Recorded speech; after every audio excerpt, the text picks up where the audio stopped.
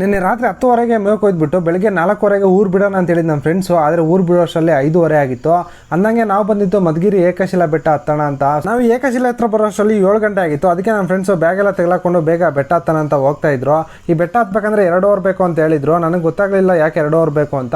ಹತ್ತ ಗೊತ್ತಾಯಿತು ಇವ್ರು ಸ್ವಲ್ಪ ಎನರ್ಜಿ ಕಮ್ಮಿ ಆಯಿತು ಅಂತ ಅವ್ರಿಗೆಲ್ಲ ಗ್ಲೂಕೋಸ್ ಕೊಟ್ಬಿಟ್ಟು ಅವ್ರ ಜೊತೆಗೆ ನಾನು ಸ್ವಲ್ಪ ಗ್ಲೂಕೋಸ್ ತಿನ್ಬಿಟ್ಟು ಮತ್ತೆ ಬೆಟ್ಟ ಹತ್ತೋಣ ಅಂತ ಬಂದ್ವಿ. ಅಂದಂಗೆ ನಾನು ಈ ಬೆಟ್ಟಕ್ಕೆ ಬಂದಿರೋದು ಮೊದಲನೇ ಬಾರಿ. ನೀವು ಯಾವಾಗಾದ್ರೂ ಈ ಬೆಟ್ಟಕ್ಕೆ ಬಂದಿದ್ರೆ ಒಂದು ಕಮೆಂಟ್ ಮಾಡಿ. ಬಂದಿಲ್ಲ ಅಂದರೆ ದಯವಿಟ್ಟು ನಿಮ್ಮ ಫ್ರೆಂಡ್ ಜೊತೆ ಒಂದ್ಸಲ ಬನ್ನಿ.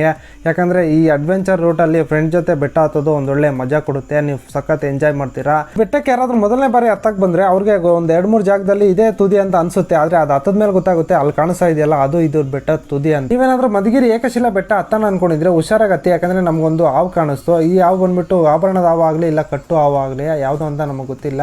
ಈ ಮಧುಗಿರಿ ಏಕಶಿಲಾ ಬೆಟ್ಟ ಬಂದ್ಬಿಟ್ಟು ಪ್ರವಾಸೋದ್ಯಮಕ್ಕೆ ಸೇರಿ 7 ವರ್ಷ 10 ತಿಂಗಳಾಗಿದೆ. ಆದರೆ ಇದು ಯಾವುದೇ ಥರ ಡೆವಲಪ್ಮೆಂಟ್ ಕಂಡಿಲ್ಲ. ಯಾಕಂದರೆ ಗಿಡಗಳೆಲ್ಲ ಬೆಳ್ಕೊಂಡಿದ್ದಾವೆ ಕೋಟೆ ಒಳಗಡೆ. ಈ ಬೆಟ್ಟ ತುದಿ ಬಂದು ಸೇರೋ ಅಷ್ಟರಲ್ಲಿ 9 ಗಂಟೆ ಆಗಿತ್ತು. ಕರೆಕ್ಟಾಗಿ 1:15 ಗಂಟೆಗೆ ಈ ಬೆಟ್ಟ ಎಲ್ಲ ಹತ್ಬಿಟ್ವಿ. ಈ ಬ್ರೋ ಬಂದ್ಬಿಟ್ಟು ಈ ಕಾಯಿ ಕಿತ್ಕೊಂಡು ವಾಸನೆ ನೋಡಿ ಬ್ರೋ ಅಂತಂದ್ರು. ಸರಿ ಅಂತ ನಾನು ಕಾಯಿ ಕಿತ್ಕೊಂಡು ವಾಸನೆ ನೋಡಿದೆ. ಈ ಯಾವ ಕಾಯಿ ಅಂತ ನಿಮ್ಗೆ ಯಾರಿಗಾರು ಗೊತ್ತಿದ್ರೆ ಕಮೆಂಟ್ ಮಾಡಿ.